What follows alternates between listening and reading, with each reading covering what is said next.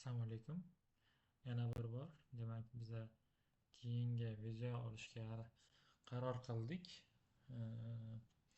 Savollar ko'p keldi, soliq masalalari, ijara masalalari bo'yicha.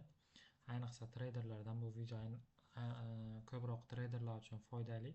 O'zi bu video ko'pchilik ko'rilishi kerak, lekin hozircha faqat bu savol treyderlardan kelgani uchun treyderlar uchun bu video olishga qaror qildik.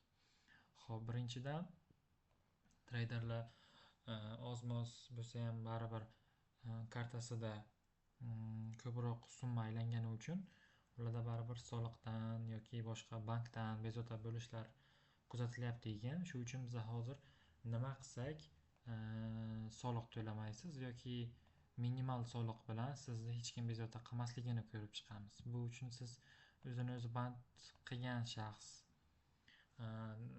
maqomida ro'yxatdan o'tishingiz kerak bo'ladi. Bu uchun nima qilishingiz kerak? Unda siz OneID bo'yicha ro'yxatdan o'tgan bo'lishingiz kerak.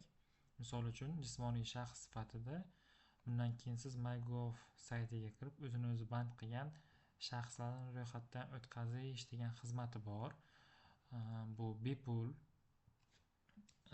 va darhol amalga oshiriladi. Tekin hech qanaqa joyga bormaysiz. Asosiysi onlayn. Mana bepul. Xo'p, avtomatik tarzda xizmat ko'rsatiladi. Xizmat ko'rsatishdan foydalanishni bosasiz va bu yerga misol uchun ro'yxatdan o'tgan bo'lsangiz qo'shish degan joyi bor va tahrir qilish degan joyi bor. Ma'lumotlarni o'chirish degan joyi bor. Xo'p, siz agar qo'shmoqchi bo'lsangiz, o'zingizni hududingizni tanlaysiz. Qaysi tumanni tanlayapsiz? Misol uchun Buxoro viloyati deylik. Buxoro viloyati Peshku tumani. Chunki men o'zim asli Peshkudanman. Raqamingizni tanlaysiz. Mahallangizni tanlaysiz. Negadir bu saytim juda ham sekin ishlayapti. Peshku tumani tanlaganingizdan keyin mahallangiz chiqadi. Mahallangizni tanlaysiz. Misol uchun deylik, men Peshku tumani Malishoyak mahallasida yashasam, men bu yerdan Malishoyak mahallasini topishim kerak bo'ladi. Xo'p.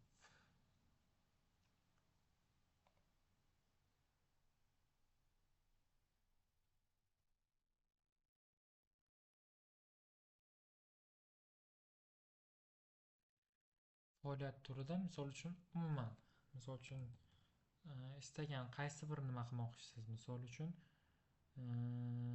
ko'zi ojiz, nogironlik bo'lgan shaxslarga ko'maklashish bo'lishi mumkin yoki boshqa narsa.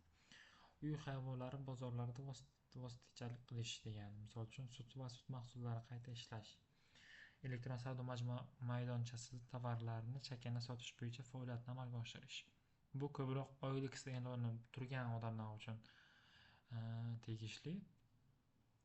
Misol uchun dehqonchilik bilan shug'ullansangiz, siz ekin ekishni bosishingiz mumkin. Agar siz qishloq xo'jaligi bo'yicha misol uchun yer chopib berishingiz mumkin yoki misol uchun kultivator ishlarini olib borsangiz, siz qishloq xo'jaligi ishlarini tanlashingiz mumkin. Men chunki buni tanlamayman, chunki men bu bo'yicha ishlamayman. Men lekin OLX e'lonlarim bor. Shu uchun qo'shishni bosaman. Sizda bunaqa chiqmaydi, menga chiqadi, chunki men ro'yxatdan o'tganman. Soliq to'lovchi bo'yicha ma'lumotga o'tadigan bo'lsangiz, 2026-yil, 2025-yilda men ijtimoiy soliqlarni to'laganman.